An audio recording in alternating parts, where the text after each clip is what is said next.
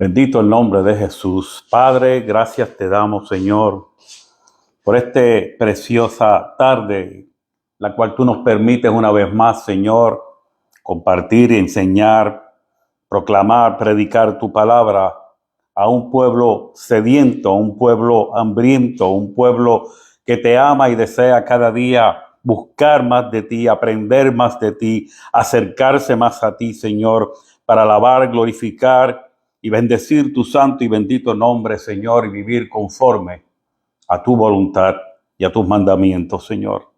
Bendecimos la vida de todos aquellos que ya están conectándose, los que habrán de conectarse durante esta noche y durante el resto de los días que le siguen, Padre. Que tú continúes obrando en sus vidas, así como estás obrando en la nuestra, Señor. Todo para la gloria de tu nombre, en el nombre de Jesús. Pedimos que bendigas, Señor, y nos dirijas en esta noche y abras nuestro entendimiento y nos impartas sabiduría para poder presentar esta palabra y para que pueda ser recibida, entendida y llevada a la vida en el nombre de Jesús. Amén. Aleluya, Padre Santo. Estamos aquí más que contentos, estamos aquí hoy más que agradecidos por la victoria, porque eso es una victoria, lo que acabamos de vivir, la pastora Vilma Rivera, que se encuentra aquí presente, este servidor, y todo el equipo evangelístico y misionero del PAC Center, que estuvimos desde el jueves pasado hasta este martes en la República Dominicana. Estuvimos participando de un viaje misionero auspiciado por el PAC Center a la iglesia Templo del Espíritu Santo que pastorean los pastores Alberto Reyes y la pastora Loida Esther Tejera. Unos pastores poderosos, tremendos, una iglesia poderosa, tremenda. Los que han visto los videos en Facebook Live pudieron darse cuenta que el viernes por la tarde tuvimos un servicio donde prácticamente había más de 800 niños allí. Los pastores tuvieron que decirle a los padres y a los adultos que por favor salieran afuera y dejaran que los niños pudieran entrar. Parte de ese viaje misionero incluía el proveerles a ellos de esa fiesta, de ese servicio, y de darles una especie de cena por la tarde, obviamente apta para niños. Se le dieron bolsas con regalos, con dulces. Esos regalos incluían juguetes, lápices, crayolas, magic markers, reglas, unos backpacks y libretas, porque queríamos dejar un impacto en el corazón de aquellos niños. Yo me recuerdo cuando cuando niño, me acuerdo de la gran mayoría de las escuelas bíblicas en las que yo participé de verano. Los proyectos que nos daban a hacer, las actividades que hacíamos, cómo eso impactó mi vida. Yo estoy seguro que cada uno de esos niños va a llegar un momento en su vida en que se van a recordar, en un momento de crisis, de que una vez hubo una iglesia en los Estados Unidos que fue allí a darle importancia a su vida y a bendecirlo. Y de eso que se trata el evangelio. No solamente hablar la palabra y enseñar la palabra y predicar la palabra. Es que el que está enfermo, visitarlo y orar por él. El que está hambriento, darle de comer. Y eso fue lo que hicimos el sábado. Repartimos unas 400 comidas en unas bolsas grandes. Eso incluía también una docena de huevos y un paquete de pan. Vayan y busquen los videos y véanlo. Para que vean que cuando nosotros pedimos para las misiones, es para esto que pedimos. De hecho, quiero aclarar y que nadie se ofenda, que estos viajes cuestan. Cada persona del PAC Center, incluyendo jovencitos. Conocí una joven que pronto entra en la universidad, ahora en agosto. Y ella sacó tiempo de su trabajo y ella misma se pagó el pasaje, ella misma se pagó el hotel y todos los gastos que incluían, porque cada persona del Pack Center, la iglesia no le paga eso. Ni a nosotros. Ni a nosotros, que somos nosotros dos. Nosotros no usamos de los fondos que se recogen aquí de las ofrendas para ello. Usamos de nuestra propia cuenta bancaria. ¿Por qué? Porque así es que debe ser. Y quiero aclarar esto para que entiendan que lo que ustedes ven en esos videos es el producto de su sacrificio, de dar por gracia a lo que por gracia han recibido. Para eso que se piden ofrendas aquí. Y el promedio de las personas que se conectan los jueves y los domingos a veces sobrepasa las 1,000 personas. Ahora haga usted la matemática. Si cada persona que se conecta el jueves y el domingo dan $1 de ofrenda. Haga la matemática y después me cuentan. ¿Cuántas cosas no podremos hacer para el reino? Y algunos dirán, pero ¿por qué usted entonces lo que usted invirtió en ese viaje no lo da de ofrenda? Porque alguien tiene que hacer el trabajo. Alguien tenía que hacer el trabajo en ese sector de San Antón, en el pueblo San Pedro de Macorís, allí en la República Dominicana. Un sector enorme, donde tuvimos que entrar con escolta policíaca. Y allí habíamos más de 95 personas trabajando. Nos tardamos 4 horas en repartir las compras, en orar por las personas, en presentarle la palabra, en darle una palabra de consuelo. Y es preciso ver la pobreza que yo dije, Dios mío, Padre, yo vivo en un palacio. Comparado con lo que nosotros vimos allí, nosotros aquí en la Florida Central somos más que bendecidos. Más que bendecidos. Así que los dejo con eso, amados. Gracias a todos aquellos que dan por gracia lo que por gracia han recibido y ofrendan a este ministerio. No le están ofrendando a estos pastores, le están ofrendando al reino. Le están prestando a Dios. Están bendiciendo el reino de Dios. Y habiendo dicho esto, hoy quiero hablar bajo el tema fidelidad en tiempos de engaño. Es una reflexión sobre el capítulo 2 de Apocalipsis, específicamente los versículos 18 al 21. Apocalipsis capítulo 2, versículos 18 al 21, dice: y escribe al ángel de la iglesia en Tiatira, el Hijo de Dios, y comienza a dar una descripción que dio anteriormente Juan en el primer capítulo sobre lo que él vio en la visión. Dice, el Hijo de Dios dice esto: yo conozco tus obras y amor y fe y servicio y tu paciencia. Está diciendo que esta iglesia de Tiatira, Dios le está diciendo, yo conozco lo que tú estás haciendo. Yo conozco tu trabajo. Yo conozco todas las actividades y el propósito y la razón por la cual las estás haciendo. Yo conozco con cuánto amor ustedes me sirven y cuánto amor sienten los unos por los otros. Yo conozco tu fe, yo conozco tu servicio y yo conozco tu paciencia en medio de las tribulaciones que estás viviendo. Y no solamente conozco todo eso, que tus obras postreras son más que las primeras. No te conformaste con lo que hiciste al principio, quisiste hacer más y más y más por mí. Y el versículo 20 dice, pero tengo unas pocas cosas contra ti.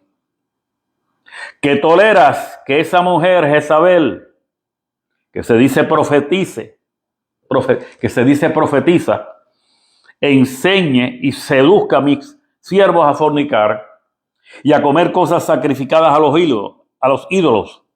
Y le he dado tiempo para que se arrepienta, pero no quiere arrepentirse de su fornicación. ¿Quién es la que no quiere arrepentirse de su fornicación? Esa mujer, Jezabel, que dice que es profetisa, que lo que hace es enseñar y seducir a los hijos de Dios a fornicar y abrazar la idolatría. En esta porción de la Escritura encontramos una poderosa exhortación para la iglesia del siglo XXI.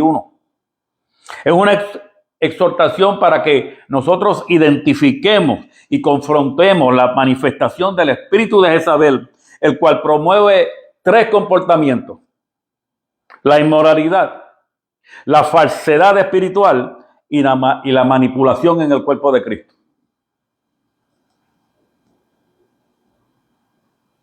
Eso es lo que promueve una iglesia que ha abrazado el espíritu de Jezabel.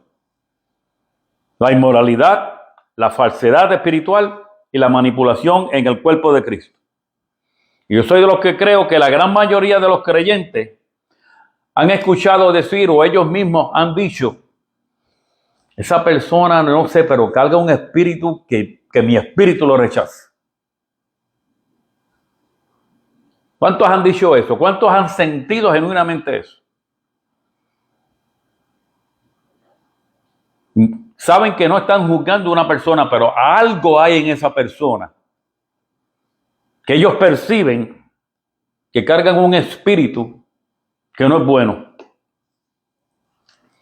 Y cuando nosotros identificamos determinados espíritus y se les designa con determinados nombres, más que un espíritu operando dentro de una persona, lo que nos estamos refiriendo es a actitudes, posturas, disposiciones, posiciones o conductas adoptadas por estas personas que muy bien están siendo influenciadas por el reino de las tinieblas. No es que carguen un espíritu, no es que estén poseídos por un espíritu, pero están siendo influenciados y a causa de esa influencia desarrollan actitudes, posturas, disposiciones, oposiciones y conductas. Se han identificado por lo menos 5 espíritus persistentes que están atacando a la iglesia de nuestros tiempos. Y se le ponen los nombres porque lo que promueven fue lo que estas personas en el Antiguo Testamento promovieron: el espíritu de Jezabel, el espíritu de Absalón, el espíritu farisaico, o sea, el espíritu legalista, el legalismo que tenían los fariseos, el espíritu de brujería y hechicería y el espíritu de tibieza espiritual, o sea, letargo. Todos estos espíritus son reales y están causando miserias en muchas congregaciones. Y es por esto que algunas veces nos preguntamos, ¿por qué sucedió esto en nuestra iglesia? ¿Qué pasó?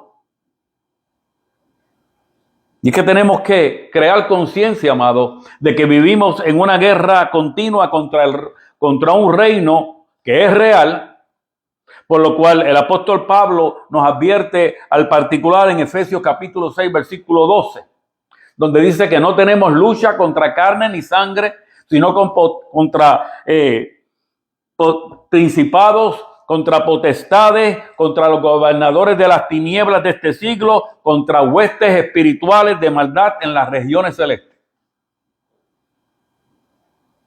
Eso es una realidad. Vuelvo y repito, estas personas no es que estén poseídas por un demonio, puede que haya su excepción, pero están siendo influenciadas por el mismo infierno. Yo no voy a hablar de todos ellos, pero solamente voy a hablar hoy de uno de estos espíritus influyentes, y este es el espíritu de Jezabel. Y Apocalipsis comienza Jesús hablando de una iglesia amada, pero una iglesia que está en peligro.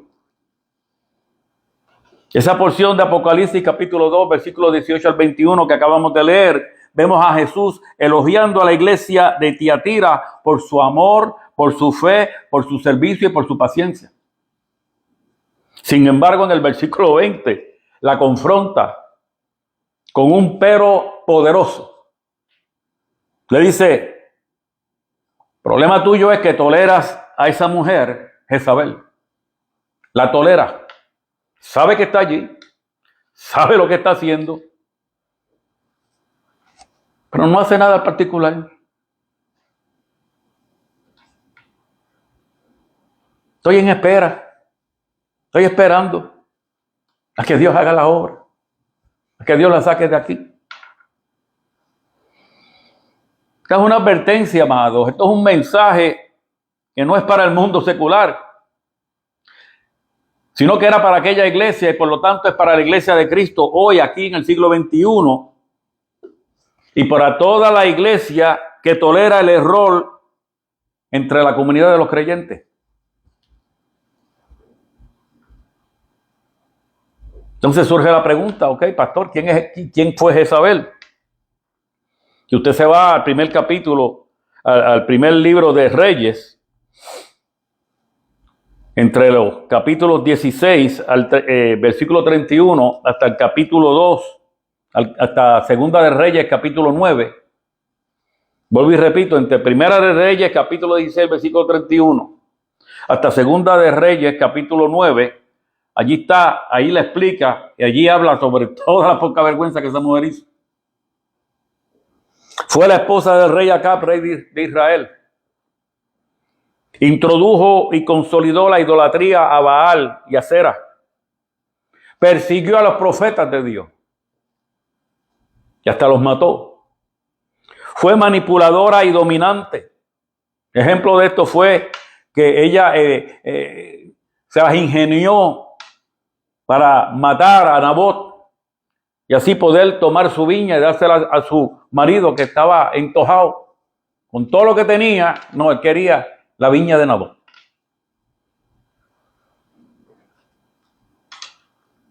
Finalmente fue juzgada por Dios y murió de forma violenta. Y así se cumplió la profecía de Elías en Segunda de Reyes, capítulo 9, versículos 30 al 37. De manera que su nombre quedó asociado a la corrupción espiritual y moral. Toda persona o toda iglesia en la que podemos observar que hay corrupción espiritual y moral, el espíritu de Jezabel está andando y haciendo escanto. Vuelvo y repito. No es un espíritu operando dentro de la persona, sino ejerciendo influencia. Entonces, ¿cómo sabemos que ese espíritu de Jezabel está siendo manifestándose en la iglesia de hoy?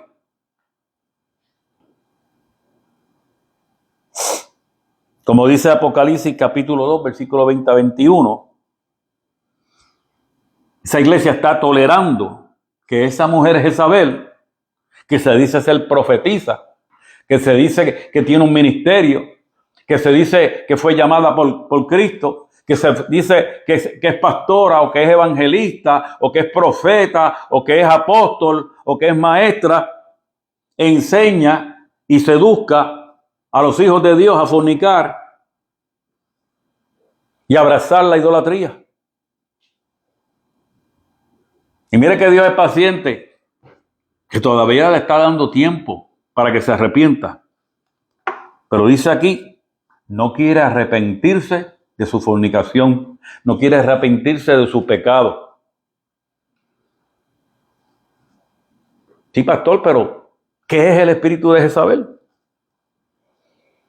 En el Nuevo Testamento se le menciona simbólicamente, como acabamos de leer en Apocalipsis 2:20. Porque según esta interpretación, el espíritu de Jezabel representa 4 actitudes peligrosas y completamente en contra de las leyes de Dios. ¿Cuáles son esas 4? Vamos a empezar con la primera. Número 1, seducción espiritual y sexual. Por eso dice, seduce a mis siervos a fornicar. Está diciendo Jesús por medio de esta profecía. Y si usted quiere saber bíblicamente lo que implica la palabra fornicación, la definición más simple para fornicación según la Biblia es tener relaciones sexuales fuera del matrimonio. En la Biblia el término fornicación del griego porneia se usa para describir actos sexuales que no están dentro del marco del matrimonio entre un hombre y una mujer. Esto incluye el sexo entre personas solteras, el adulterio y en muchas ocasiones otros actos sexuales considerados inmorales porque van en contra del diseño y el principio de Dios. Que tengo oídos para oír, oiga, porque no quiero ser específico, porque siempre hay personas que se ofenden. Por eso Pablo advierte en 1 Corintios capítulo 6, versículo 18, dice, huid de la fornicación. No se ponga a orarle, Espíritu Santo, ayúdame a no fornicar. No, usted tiene que huir de la fornicación. Es una decisión. Una decisión. Hay cosas que el Espíritu Santo no va a hacer por usted. Dice, huid de la fornicación. Cualquier otro pecado que el hombre cometa está fuera del cuerpo. Usted puede robar, usted puede mentir, usted puede enojarse, convertirse, empezar a difamar a otras personas. Dice que eso está fuera del cuerpo. Mas el que fornica contra su propio cuerpo, peca. Y esto nos lleva a otra pregunta. ¿Qué es lo que quiere decir eso de que peca contra su cuerpo? Tenemos que entender que, como lo dice la misma palabra, en el contexto de 1 Corintios capítulo 6, versículo 19 al 20, el cuerpo es templo del Espíritu Santo.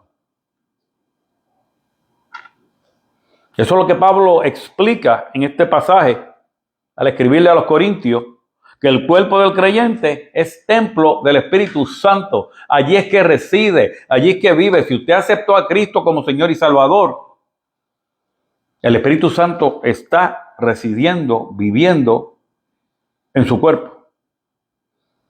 Por eso 1 Corintios 6, 19 al 20 dice, ¿o ignoráis que vuestro cuerpo es templo del Espíritu Santo, el cual está en vosotros, el cual tenéis de Dios? O sea, fue Dios el que nos lo dio. Y que nosotros ya no nos pertenecemos. Dice, y que no sois vuestros. ¿Por qué? Porque habéis sido comprados por precio en virtud de la sangre que Cristo derramó por nosotros en la cruz del Calvario. Entonces dice, glorificad pues a Dios en vuestro cuerpo y en vuestro espíritu, los cuales son de Dios. De manera que usted podrá hablar lengua, usted podrá hablar en el espíritu, hacer un montón de cosas, pero de la misma manera que glorifica a Dios con su espíritu, tenemos que glorificarlo con nuestro cuerpo. Entonces, pecar contra el cuerpo implica dos cosas. Profanar el templo de Dios al usarlo para fines que contradicen su santidad. Y número dos, deshonrar el propósito del cuerpo, el cual es glorificar a Dios.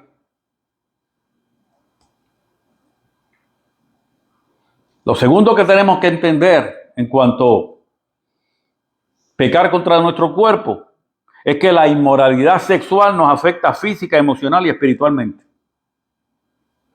Aunque todo pecado tiene consecuencias, Pablo destaca que los pecados sexuales afectan de manera particularmente íntima y directa al propio ser. ¿Por qué? Porque involucran al cuerpo de manera personal y profunda. Afectan la unidad física y espiritual que Dios diseñó para el sexo. Por eso Génesis 2:24 dice que los dos serán una sola carne. No puede haber espacio para una tercera, ni una cuarta, ni una quinta. De manera que como los dos son una sola carne, cualquiera de ellos que comete fornicación, no solamente está pecando contra su propio cuerpo, está afectando y haciendo que su cónyuge esté pecando también. Dejan marcas que impactan la identidad, la conciencia y el alma de la persona. ¿Por qué impactan la identidad? Porque la persona cae en un estado de confusión. ¿Cómo fue eso? Dejan marcas que impactan la identidad, la conciencia y el alma de la persona. Una persona que cae en ese tipo de pecado pierde su identidad en Cristo. Cae en un estado de confusión. No sabe si va y viene. Comienza a ser atacado en su mente con palabras que vienen del mismo infierno, acusándolos constantemente. No tienen paz interna. Su conciencia los delata. Dejan marcas en el alma. ¿Por qué? Por todas esas emociones negativas, de culpabilidad.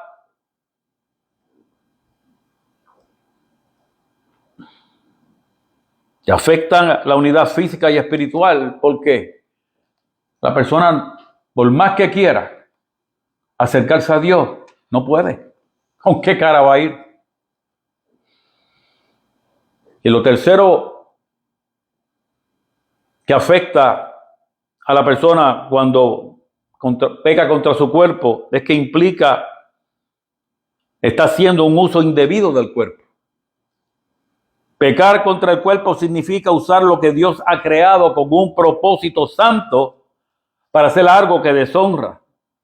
En este caso, en lugar de usar el cuerpo para glorificar a Dios, se usa para el placer egoísta o fuera del marco del matrimonio. Es una forma de autodesprecio espiritual, pues se atenta contra el valor que Dios le dio o que Dios le da al cuerpo humano. Es por esto que la Biblia nos enseña y nos exhorta a que vivamos en pureza sexual y presenta el sexo como algo diseñado por Dios para el matrimonio. Usted podrá hacer lo que usted quiera hacer con su cónyuge, pero es con su cónyuge. Y no tengo que entrar en detalles, ese no es el propósito.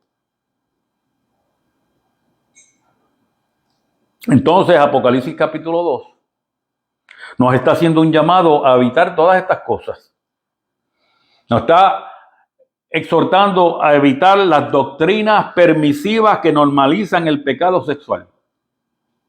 Ese cuentito de que Dios conoce mi debilidad, pero yo estoy ahora bajo la gracia, bajo el nuevo pacto. Pero no pongan tan gracioso. Que la gracia no lo enseña. Yo estoy bajo la gracia, estoy siendo procesado. No, usted lo que está viviendo es en poca vergüenza. Ouch. Dios no procesa así. Quien lo está procesando es el que está allá esperándolo, calentando esa caldera. ¿Por qué? Porque dice, le he dado tiempo para arrepentirse, pero no ha querido hacerlo.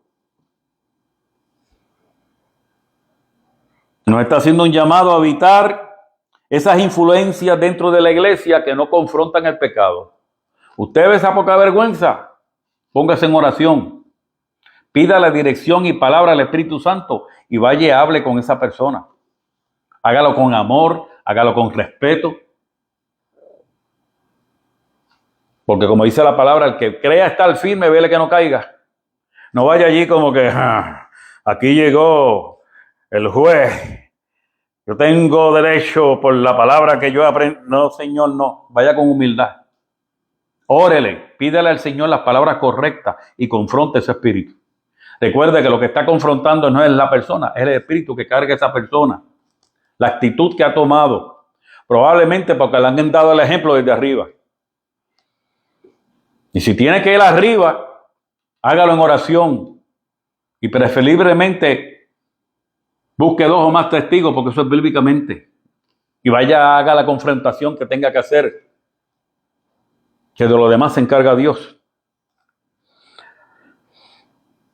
De manera que nos está haciendo un llamado a evitar doctrinas permisivas que normalizan el pecado sexual. Cuando usted escuche cosas que no le suenan bien, acuérdese que cuando el río suena es porque agua trae. Eso se llama discernimiento espiritual. ¿Cuántas veces yo he escuchado predicaciones donde, espérate, ¿qué pasó aquí? Y como yo grabo, cuando yo voy a distintos lugares a escuchar distintos ministro, yo siempre grabo y cuando yo escucho algo, yo miro por qué número va la grabación. Y en el mismo celular yo tengo una aplicación que es un notepad y allí yo apunto, por ejemplo, 24.25, o sea, 24 minutos con 25 segundos. Ya yo sé que ahí dijeron algo que no me cuadra. Y después que llego a casa, me pongo a estudiar y a pedirle al Espíritu Santo o que me explique y me enseñe, o que me diga dónde que está el error, porque a mí no me sonó bien. Eso es juzgar la profecía, porque la palabra profética más certera es la palabra de Dios. Cuando alguien se las inventa y dice un disparate y el Espíritu te da testimonio de que eso está incorrecto, tú tienes que, es tu responsabilidad saber qué es lo que es cierto y qué es lo que no, para que no te vendan China por botella. Y hay muchas enseñanzas hoy que justifican la poca vergüenza en el reino de Dios. Y eso es lo que sucede. Estamos llamados a evitar doctrinas permisivas que normalicen el pecado en la iglesia de carácter sexual y las influencias dentro de la iglesia que no confrontan el pecado. Ningún pastor debe decirle que la autoridad máxima es él y que él es el que corrige y el que... No, si él está fuera de orden, hay que ponerlo en orden. Lo segundo que representa el espíritu de Jezabel es la falsedad profética. Por eso se dice profetiza. Ella dice que es profetiza. El Nuevo Testamento advierte fuertemente sobre los falsos profetas, presentándolos como un peligro real para la iglesia y los creyentes. Ahora vamos a ver cuáles son esas advertencias más sobresalientes. Dice que vendrán con apariencia de piedad, pero engañan. Mateo 7:15, Jesús le dice a sus discípulos: guardaos de los falsos profetas que vienen a vosotros con vestido de oveja, pero por dentro son lobos rapaces. O sea que parecen piadosos, dan una apariencia de ser súper mega espirituales, pero su intención es engañar y destruir. Esa es su agenda. Sus frutos revelan quiénes son. Por eso Mateo capítulo 7, versículo 16 dice: por sus frutos los conoceréis. Lo que enseñan y su forma de vivir, o sea, su testimonio, eventualmente demuestra si son verdaderos o si son falsos.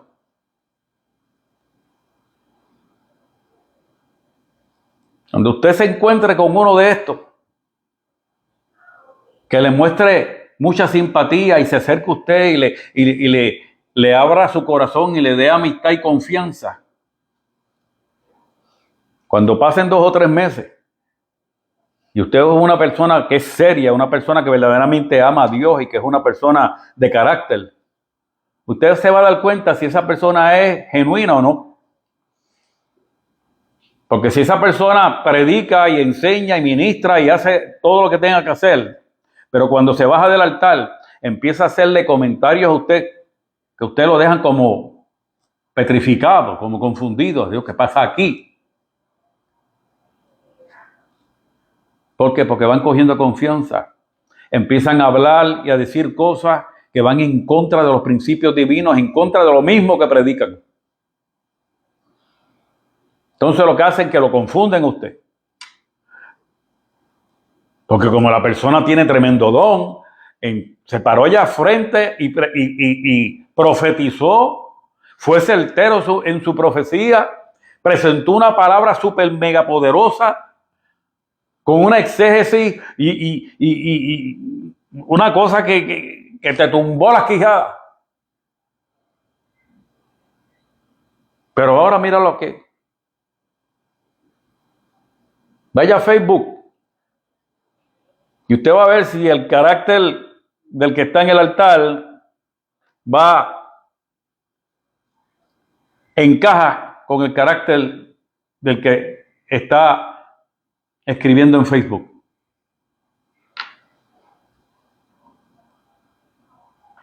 Dice que enseñarán doctrinas falsas para confundir. Segunda de Pedro capítulo 2 versículo 1 dice: habrá entre vosotros falsos maestros que introducirán encubiertamente herejías destructoras. ¿Usted sabe cuál es una de las expresiones más famosas que muchos usan? Ellos dicen, para justificar muchas de estas doctrinas falsas, dice, las tergiversan de tal manera que cuando usted las lee en la escritura, usted sabe lo que está diciendo, pero ellos dicen, lo que pasa es que estas palabras en el original, lo que en realidad quisieron decir fue esto. O en el original eso no estaba, eso lo añadieron después. ¿Qué original ni de qué original? Mire, los rollos del Mar Muerto son copias de copias de copias de copias. Los originales no existen. Y esas copias de copias de copias de copias fueron aceptadas en el canon. ¿Saben por qué?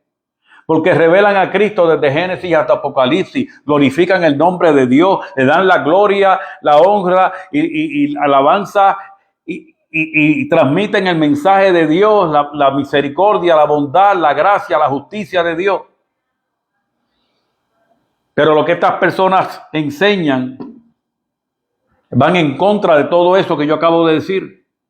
No reflejan el carácter de Dios. Los profetas introducen enseñanzas contrarias a la sana doctrina. Y cuando yo hablo de la sana doctrina, no es una doctrina sanana, como dicen algunos. La sana doctrina es lo que la Biblia enseña, que es inconfundible, que no se puede cambiar. Está allí por más exégesis, por más teología, por más divinidades que le quieras aplicar. Está claro en blanco y negro.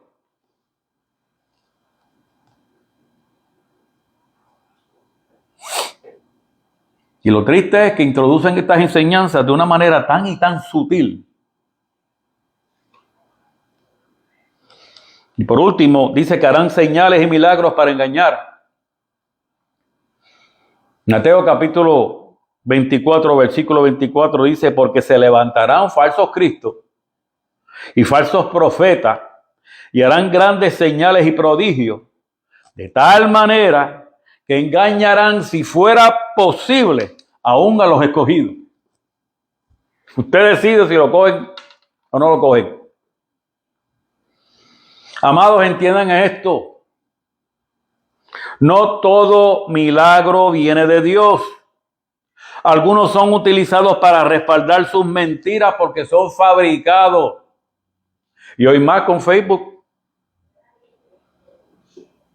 Personas que tienen una retentiva donde ven un retrato y ven la información de la persona que escribió lo que escribió en Facebook, y cuando van a esa iglesia, porque saben que fueron y estudiaron la página de la iglesia, y las personas que están allí, que escribieron comentarios, van a las páginas de esas personas y leen todo lo que las personas han puesto allí y se lo aprenden de memoria. Y cuando lo ven en la iglesia van y le profetizan por lo que la persona dijo. Ay, pero que fulano no me conoce.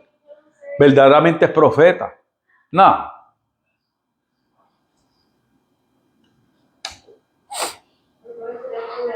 Se levantarán falsos cristos y falsos profetas y harán grandes señales y prodigios de tal manera que engañarán, si fuera posible, aún los escogidos. Y yo le añado a esto, entienda esto. Lo que define a un profeta no es su don, es el carácter. ¿Te acuerdas de Balaam? Es un profeta pagano. O sea, tenía un don profético. ¿Qué lo hizo falso? Que él quería profetizar por dinero. Pero era profeta. Él era profeta. Pasa que el Espíritu no dejó que maldijera a Israel. Pablo advierte que incluso Satanás se disfraza de ángel de luz. Eso lo dice 2 de Corintios capítulo 11, versículo 3 al 15. Dice, porque estos son falsos apóstoles, obreros fraudulentos, que se disfrazan como apóstoles de Cristo. Y no es maravilla porque el mismo Satanás se disfraza como ángel de luz. Así que no es extraño si también sus ministros se disfrazan como ministros de justicia, cuyo fin será conforme a sus obras. ¿Dónde lo dice? En 2 de Corintios capítulo 11, versículo 13 al 15. Para que vea que yo no me estoy inventando esto. La misma palabra de Dios habla sobre esta gente. Lo voy a leer otra vez, porque estos son falsos apóstoles, obreros fraudulentos. De manera que si hay falsos apóstoles, hay falsos evangelistas, hay falsos pastores, hay falsos ministros, hay falsos maestros y hay falsos profetas que se disfrazan como apóstoles de Cristo. Y eso no nos debe tomar por sorpresa porque el mismo diablo se disfraza como ángel de luz. Así que no nos debe estar raro, no nos debe extrañar si también sus ministros se disfrazan como ministros de justicia. Porque dice aquí que su fin será conforme a sus obras. Porque cada cual cosecha lo que siembra. De manera que tenga en cuenta que no todo lo que parece espiritual o bueno proviene de Dios. Ya podemos llegar a la conclusión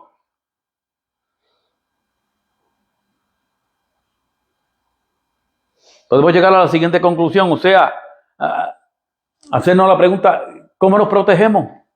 ¿Cómo evitamos esto? ¿Qué tenemos que hacer? Amado, con todo respeto, es su responsabilidad conocer la palabra de Dios. Mire que yo no sé desde cuándo, yo llevo 3 años o más diciendo, aprenda, estudie, escudriñe la palabra de Dios. Cuando usted conoce la palabra de Dios, ¿quién lo puede engañar? Aprenda a discernir por medio del Espíritu Santo. Si usted le pide al Espíritu Santo discernimiento y lo hace con sinceridad, porque es una persona que ha desarrollado ese comportamiento, esa disciplina es la palabra correcta, de buscar a Dios y buscar su presencia en oración, en estudio de la palabra, en meditación de la palabra. Pídale discernimiento. Eso es un don. Observe el fruto de la vida y la enseñanza de dicho profeta. No se deje impresionar por lo que usted ve en el altar, por lo bien que se proyecta, por el don de convocatoria que pueda tener, por lo bien que elocuente y por toda la sabiduría que proyecta en su predicación. No se deje engañar por eso. Observe el fruto de su vida. ¿Quién es en verdad cuando baja de ese altar? ¿Cómo se comporta en su privacidad? Mire, yo no fui un santo cuando estaba en la escuela, pero que yo me cuidé de no hacer la poca vergüenza que otros hacían. ¿Por qué? Porque yo era el hijo del pastor. Qué difícil fue ser el hijo del pastor, pero gloria a Dios porque nací el hijo del pastor. Porque por respeto a Dios y por respeto a la correa que me esperaba en casa, yo opté por no hacer cosas que los demás hacían. Que observe el fruto de la vida y la enseñanza de dicho profeta. Juzgue la palabra profética que sale de su boca. Cuando yo hablo de juzgarla, es que la escudriñe, que la estudie. Si le estuvo algo medio raro, apúntelo. Y por último, permanezca en comunión con la iglesia fiel. Eso implica, manténgase orando por los demás, congréguese, sea parte del cuerpo de Cristo. ¿Por qué? Porque así podemos orar los unos por los otros y cuidarnos los unos a los otros. La Biblia en el Nuevo Testamento insiste que todo creyente debe estar vigilante, firmemente arraigado en la verdad y no dejarse llevar por todo lo que suena espiritual o milagroso. Eso dice, no os dejéis llevar por todo viento de doctrina. Porque cuidado que hoy en día vienen con 4 inventos. Recientemente escuché algo allí que yo, wow. Pero a lo mejor me lo reservo. Lo tercero que representa el espíritu de Jezabel es manipulación y control. En el Nuevo Testamento se nos advierte contra la manipulación y el control cuando estos se usan para dominar, cuando se usan para engañar o para ejercer poder sobre los demás. La Biblia a mí no me da autoridad para que yo ejerza dominio, para que trate de engañar o ejercer poder sobre nadie. A pesar que no siempre se usan estas palabras literalmente, podemos observar el concepto claramente en algunas de las enseñanzas de Jesús y de los apóstoles. ¿Por qué? Que la manipulación y el control contradicen el carácter de Cristo. Jesús enseñó que liderar o influir a otros debe hacerse con servicio y humildad, no con poder ni cohesión. No lo haga ni con poder ni con coerción. Hágalo con humildad. Dice Mateo capítulo 20, versículo 25 al 26, que Jesús llamándolos les dijo, ¿sabéis que los gobernadores de las naciones se enseñorean de ellas? Y los que son grandes ejercen sobre ellas potestad. Mas entre vosotros no será así, sino que el que quiera hacerse grande entre vosotros será vuestro servidor. Entonces podemos ver cómo Jesús mismo condena el control autoritario o manipulador en la iglesia o en las relaciones personales entre los hermanos en la fe. Lo segundo es que la manipulación es obra de la carne y no es obra del espíritu. Eso no viene de Dios. Eso no representa el reino de Dios. De hecho, está en contra del reino de Dios. Entre las obras de la carne que se mencionan en Gálatas capítulo 5, versículo 19 al 21, encontramos la hechicería. En griego es la palabra farmakeia, que implica manipulación y control espiritual. También encontramos los celos, los pleitos, las iras, las contiendas, que son conductas manipuladoras o dominantes. De manera que la manipulación es una obra de la carne, no es del espíritu, no viene de Dios. Número 3, el control en el liderazgo espiritual tampoco es de Dios. Pedro lo condena en 1 de Pedro capítulo 5, versículo 2 al 3, dice, apacentar la grey de Dios que está entre vosotros, cuidando de ella, no por fuerza, sino voluntariamente, no por ganancia deshonesta, sino con ánimo pronto, no teniendo señorío sobre los que están a vuestro cuidado, sino siendo ejemplos de la grey.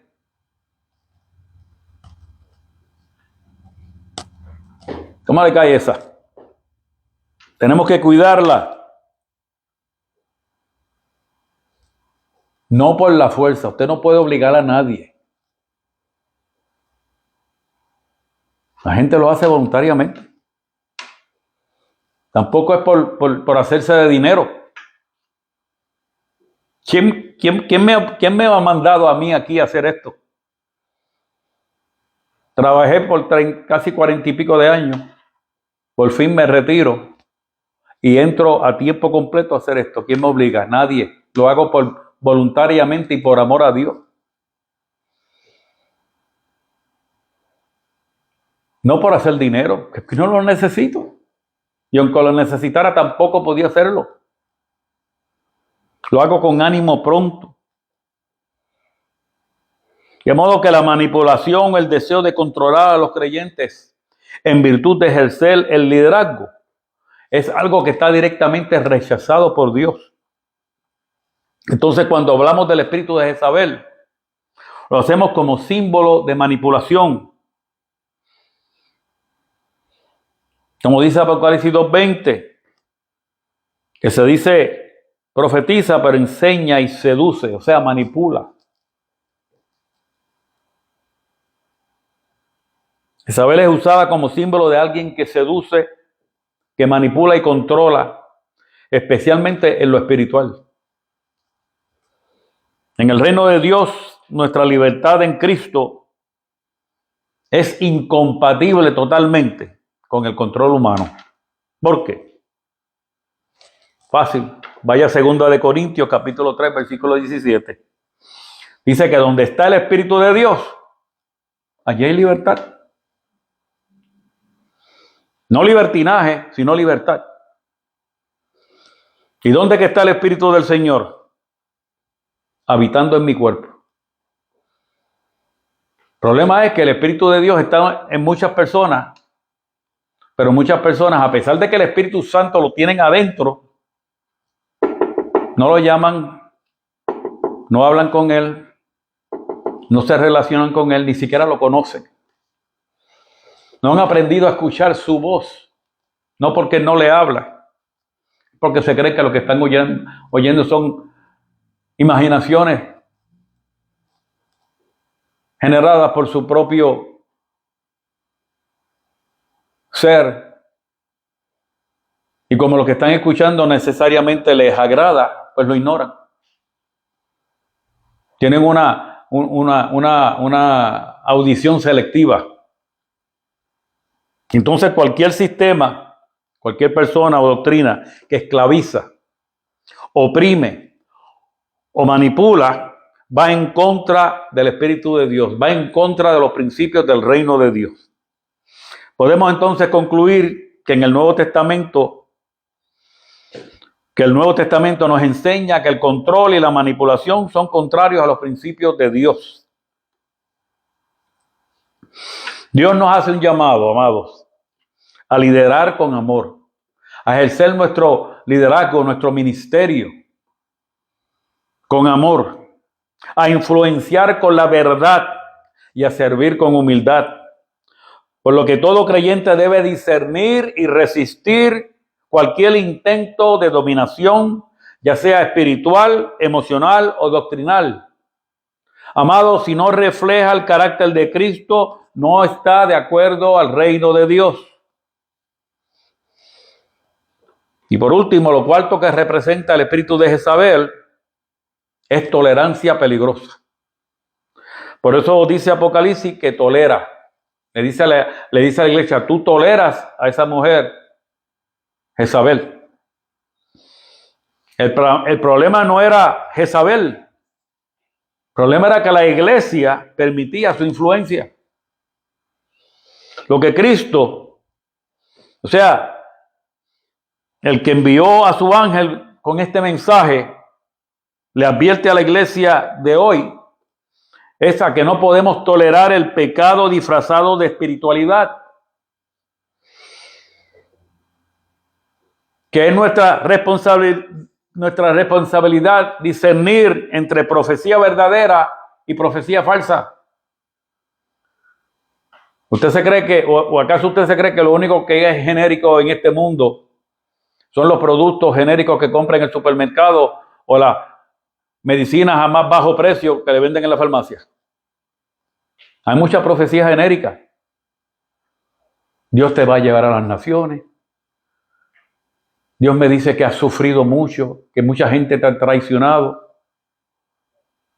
¿Qué gente no traiciona?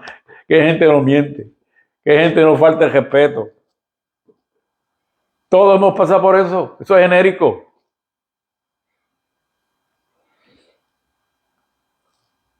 Cristo nos advierte a confrontar la manipulación espiritual o emocional en el liderazgo.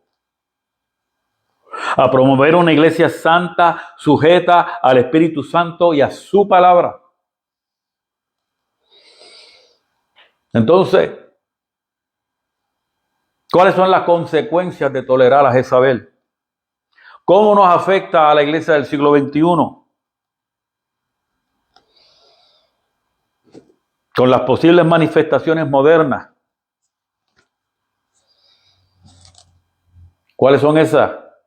Fomenta el desarrollo de líderes o influencias que enseñan falsas doctrinas o toleran el pecado. Fomenta influencias que corrompen la adoración, mezclando verdad con error. Fomentan personas que manipulan el liderazgo desde el poder, el sexo o la emoción. Toleran el pecado sexual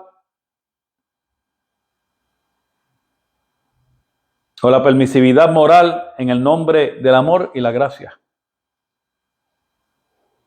Y en estas 4 podemos desarrollar otro estudio más. Por eso los tengo que simplemente mencionarlas. Por eso dice, le he dado tiempo para arrepentirse, pero no quiere. Eso es enfermedad espiritual. ¿Y qué es lo que le espera? Juicio divino. No se agarre de la gracia, le espera juicio divino, lo dice el versículo 23. ¿Y qué pasa? Va a causar un impacto en la próxima generación. Porque más abajo dice, mataré a sus hijos. Por último, ¿cómo nosotros podemos vencer el espíritu de Jezabel? Desarrollando discernimiento espiritual. Por eso es que dice, el que tenga oídos para oír, oiga.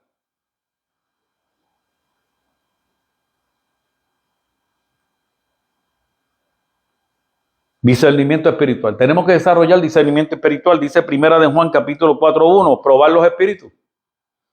¿Cómo probamos los espíritus? Cuando conocemos la palabra y con el conocimiento de la palabra vamos en oración y le pedimos al Espíritu Santo, explícanos esto. El Espíritu te lo va a explicar rápido. ¿Por qué? Porque tú conoces la palabra. Y número 2, no dejándonos llevar por las emociones o por las apariencias, porque qué mucho le gusta a la persona de hoy en día la emoción. Muchas de estas personas son unos artistas de Hollywood, tocando las emociones de la gente.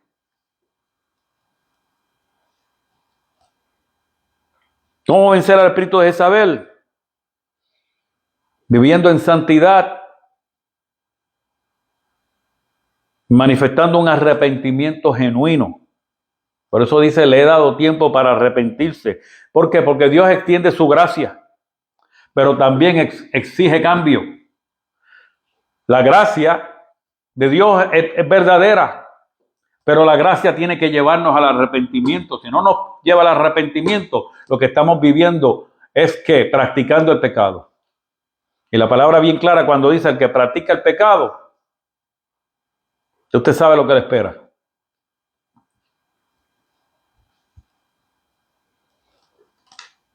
¿Cómo vencemos al espíritu de Jezabel? Ejerciendo una autoridad espiritual firme.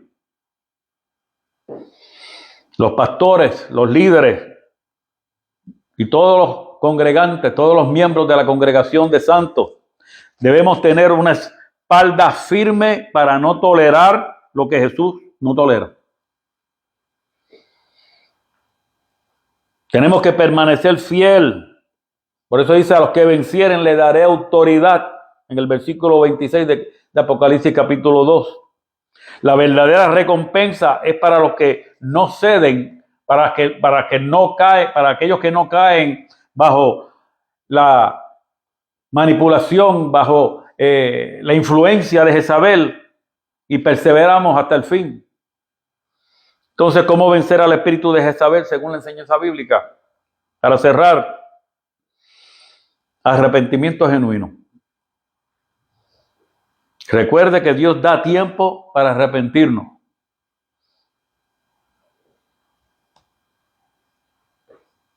Agarrando, llenándonos de autoridad espiritual y de discernimiento. Debemos probar los espíritus. Sujetándonos al Espíritu Santo y a la palabra de Dios. Desarrollando y viviendo en integridad moral tanto para los líderes como para la congregación. No podemos exigir lo que nosotros mismos no estamos dispuestos a hacer.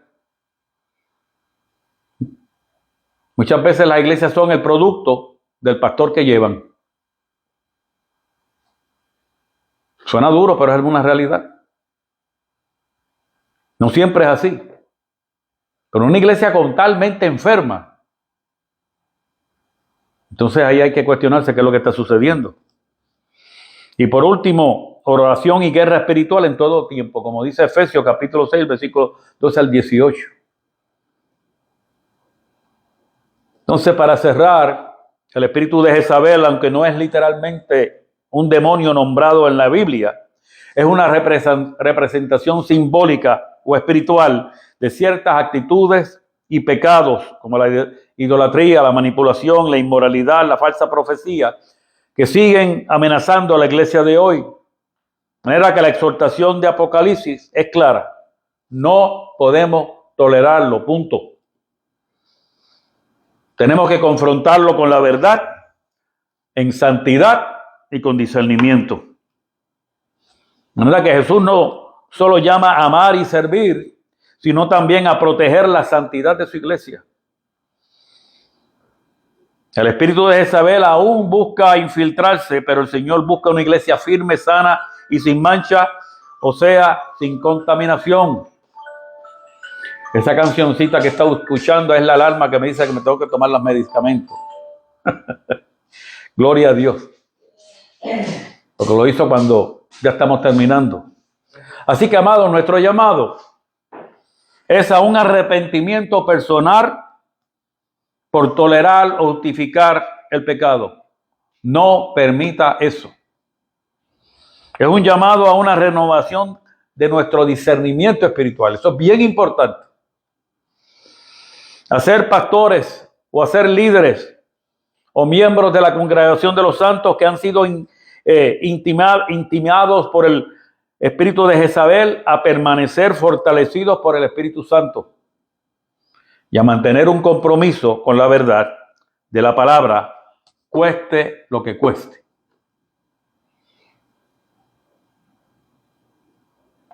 Así que, amado, si usted se encuentra en un lugar donde este estudio le ha abierto los ojos y no sabe qué hacer, órele al Espíritu Santo. Yo no promuevo estar brincando de iglesia en iglesia, pero hay veces que hay que correr por su vida, por su salvación. Vuelvo y repito, yo no promuevo el estar brincando de iglesia a iglesia, de cambiarle de iglesia en iglesia. Si Dios lo llevó allí, por alguna razón es.